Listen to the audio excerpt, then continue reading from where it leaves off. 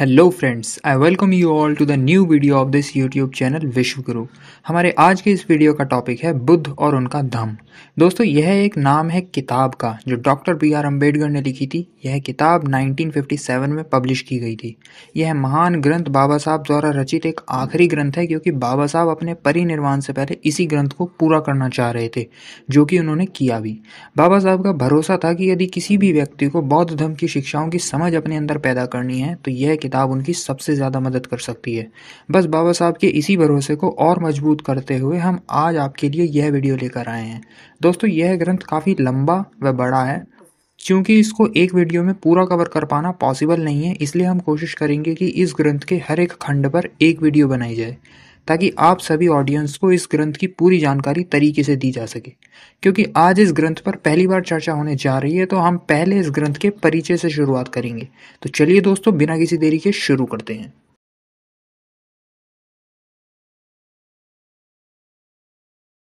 बाबा साहब परिचय में क्या लिखते हैं? बाबा साहब परिचय में लिखते हैं कि भारतीय जनता के कुछ वर्गों में बौद्ध धर्म के प्रति बढ़ती रुचि के संकेत स्पष्ट रूप से देखे जा सकते हैं। साथ ही साथ भारतीय जनता के कुछ वर्ग यह भी चाह रहे हैं कि बुद्ध के जीवन और उनकी शिक्षाओं के संबंध में एक स्पष्ट तथा सुसंगत कथन उन्हें मिले।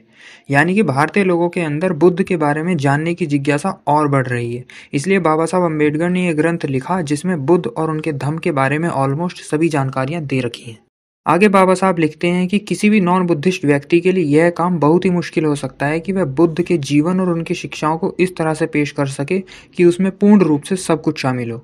निकायों के आधार पर बुद्ध का जीवन चरित्र सुसंगत रूप में लिखवाना सिर्फ कठिन ही नहीं है, बल्कि उनकी शिक्षाओं के कुछ भाग की सुसंगत व्याख्याएं और भी अधिक मुश्किल है।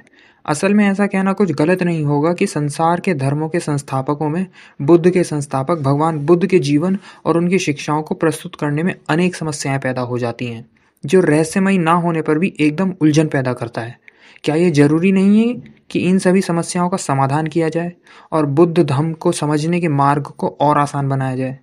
क्या अब वह समय नहीं आ गया है कि बुद्ध को समझने वाले लोग उन समस्याओं को लें और उन पर सामान्य रूप से डिबेट डिस्कशन करें और इन समस्याओं पर जितना भी प्रकाश डाला जा सकता है उसे डालें?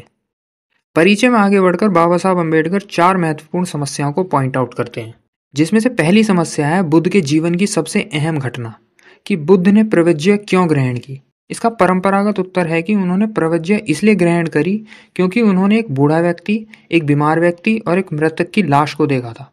स्पष्ट रूप से यह उत्तर बेतुका है, क्योंकि जिस समय सिद्धार्थ यानी कि बुद्ध ने प्रवज्ञा ग्रहण की थी, उस समय उनकी उम्र 29 वर्ष की थी। यदि सिद्धार्थ ने इन तीन दृश्यों को देखकर प्रवज्ञा ग्रहण की थी, तो यह कैसे हो सकता है कि उन्होंने इन तीन दृश्यों को पहले कभी ना देखा हो? यह जीवन की ऐसी सामान्य घटनाएं हैं जो प्रतिदिन सैकड़ों की संख्याओं में घटती ही रहती हैं, और सिद्धार्थ इससे पहले उन्हें देख पाने में असफल नहीं रहे होंगे। यह परंपरागत मान्यता को स्वीकार करना इम्पॉसिबल है कि 29 वर्ष की आयु होने पर भी सिद्धार्थ ने उन्हें पहली बार देखा। ये व्याख्या भरोसे के लायक और लॉजिकल नहीं है। पर यदि यह प्रश्न का उत्तर नहीं है, तो उत्तर क्या है? दूसरी समस्या, बाबा साहब अम्बेडकर चार आर्य सत्यों के बारे में लिखते हैं। बाबा साहब लिखते हैं कि क्या ये चार आर्य सत्य बुद्ध की मूल शिक्षाओं के ही भाग हैं? यदि जीवन ही दुख है, मरण भी दुख है, पुनरुत्पत्ति भी दुख है, तब तो हर चीज का ही अंत है। ना ही धर्म और ना ही दर्शन व्यक्ति को किसी संसार में सुख प्राप्त कराने में सहायक हो सकते हैं।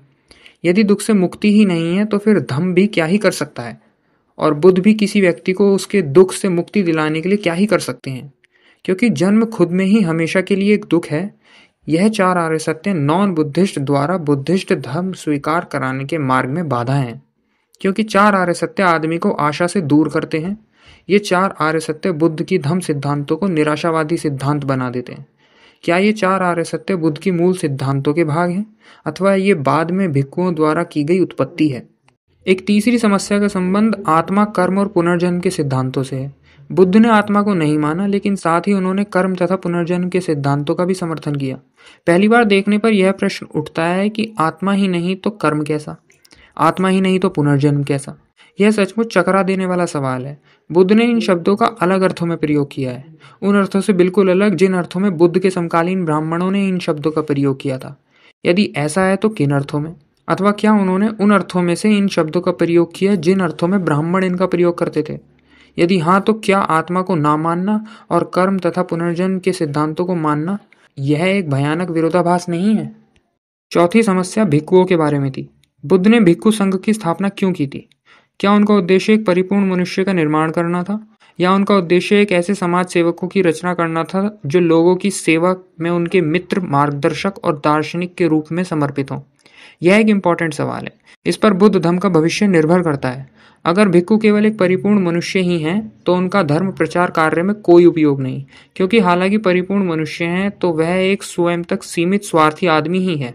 दूसरी ओर यदि वह समाज सेवक भी है तो उसके बुद्ध धम्म भी कुछ आशा रख सकते हैं।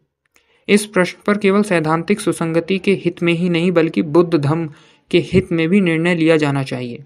मैं आशा करता हूँ कि मेरे प्रश्न पाठकों को आगे जाकर उसके समाधान हेतु अपना योगदान देने के लिए जागृत करेंगे। तो कुछ इस तरह से बाबा साहब अम्बेडकर इस किताब के परिचय में ये सब बातें लिखते हैं। बाबा साहब का मानना है कि भारतीय जनता जागरूक हो रही है अथवा वैज्ञानिक सोच को बढ़ावा दे रही है, इसलिए बौद्ध धर्म का प्रचार और प्रसार अधिक हो रहा है। साथ ही साथ उन्होंने कुछ समस्याएं भी हमारे सामने रखी हैं ताकि हम अपनी रुचि को सही जगह पर इस्तेमाल करके इन समस्याओं का हल खोज सकें। आगे हम इस किताब की भूमिका पर बढ़ते हैं, जहाँ पर बाबा साहब से एक बड़े ही महत्वपूर्ण सवाल पूछा गया है और बाबा साहब इसका जवाब बड़े ही अच्छे तरीके से देते हैं। बाबा साहब से यह प्रश्न हमेशा पूछा जाता है कि उन्होंने इतने ऊंचे स्तर की शिक्षा कैसे प्राप्त की, और दूसरा प्रश्न यह पूछा जाता है कि उनका झुकाव बौद्ध धर्म की ओर कैसे हुआ।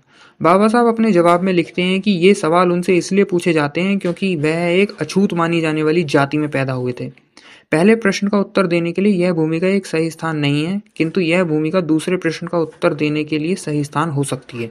बाबा साहब का सीधा सा उत्तर है कि मैं बुद्ध धर्म को सर्वश्रेष्ठ मानता हूँ। कोई भी अन्य धर्म इसकी तुलना नहीं कर सकता। यदि विज्ञान को जानने समझने वाले किसी आधुनिक व्यक्ति को धर्म लेना हो तो वह धर्म बुद्ध का धम्म ही हो सकता है। मुझ में यह अटूट विश्वास 35 वर्षों से सभी धर्मों की सूक्ष्म अध्ययन के पश्चात ही मजबूत हुआ है।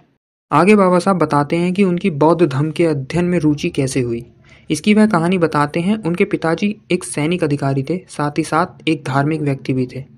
उनके पिताजी कबीरपंथी थे और मूर्ति पूजा में विश्वास नहीं करते थे।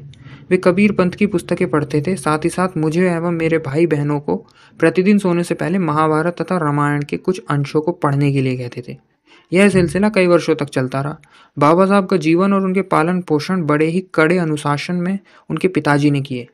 बाबा साहब अम्बेडकर ने जिस वर्ष अंग्रेजों की चौथी स्टैंडर्ड की परीक्षा पास की थी, तब उनकी जाति के लोगों ने उन्हें बधाई देने के लिए वहां सार्वजनिक सभा आयोजित करना चाहते थे। जब आयोजनकर्ताओं को यह पता चला कि उनके समुदाय में इस स्थान पर पहुंचने वाले बाबा साहब अम्बेडकर पहले लड़के हैं, तब वे बाबा साहब जी के पिताजी से अनुमति लेने के लिए पहुंचे। लेकिन उनके पिताजी ने साफ इनकार कर दिया कि इससे तो लड़के का दिमाग 7वें आसमान पर चढ़ जाएगा। आखिर उसने सिर्फ एक परीक्षा ही तो पास की है, इसके अलावा उसने किया ही क्या है। इस तरह से उनके पिताजी ने आयोजनकर्ताओं के इस प्रस्ताव को नकार दिया। लेकिन आयोजनकर्ताओं ने हार नहीं मानी। वे दादा केलुस्कर के पास गए, जो बाबा साहब अम्बेडकर जी के पिता के एक व्यक्तिगत मित्र थे, और उन्होंने ये प्रार्थना की, जिस पर बाबा साहब अम्बेडकर जी के पिताजी सहमत हो गए। बाद में सभा आयोजित की गई। उस सभा के अंत में दादा केलुस्कर ने बाबा साहब अम्बेडकर को एक पुस्तक भेंट करी, और वह पुस्तक बुद्ध के जीवन पर आधारित थी। बाबा साहब अम्बेडकर ने बड़ी जिज्ञासा और रुचि के साथ उस पूरी पुस्तक को पढ़ डाला, और उस किताब को पढ़ने पर बाबा साहब अम्बेडकर बहुत प्रभावित हुए। इसके बाद बाबा साहब ने अपने पिताजी से क्रॉस क्वेश्चनिंग करना शुरू किया कि वे हमेशा उन्हें महाभारत और रामायण पढ़ने पर इतना जोर क्यों देते हैं, जिसमें ब्राह्मण तथा क्षत्रियों की महानता और शूद्र एवं अछूतों की निष्कृष्टता को प्रतिपादित करने वाले वृतांत भरे पड़े हैं। बाबा साहब के पिताजी को यह प्रश्न अच्छा नहीं लगा। उन्होंने सिर्फ इतना ही कहा कि तुम्हें वैसा ही करना है जैसा तुम्हें कहा जाए। बाबा साहब समझ गए थे कि उनके पिताजी के पास उनके प्रश्नों के जवाब नहीं है, और इसी तरह से दादा केलुस्कर द्वारा दी गई पुस्तक की सहायता से बाबा साहब अम्बेडकर बुद्ध की ओर मुड़े। दोस्तों, इस ग्रंथ के परिचय में इतना ही। आगे बाबा साहब लिखते हैं, यदि विज्ञान से जागरूक बने समाज के लिए ग्रहण किए जाने योग्य कोई धर्म है तो वह बुद्ध का धम्म ही हो सकता है, जिसके बिना समाज निर्जीव हो जाएगा। मैंने यह भी जोड़ दिया है कि स्वयं को बचाने के लिए आधुनिक विश्व को स्वीकार किया जाने योग्य यदि कोई धर्म है तो वह बुद्ध का ही धम्म है।